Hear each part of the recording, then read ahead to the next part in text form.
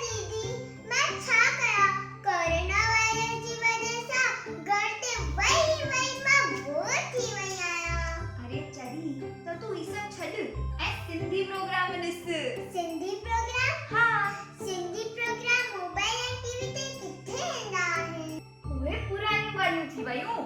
25 मार्च 2020 यानी कि चेटीचंड जे ॾींहं ते असांजो पहिरियों दुनिया में पहिरियों सिंधी डिजिटल चैनल लॉन्च थी चुको आहे। सिंधी? हाँ, जी हाँ, असांजो पहिरियों सिंधी डिजिटल चैनल लॉन्च थी चुको आहे जंहिंजो नालो अथई सिंधी संगत.tv जंहिंमें तव्हां ॾिसी सघो था जाम सुठा प्रोग्राम।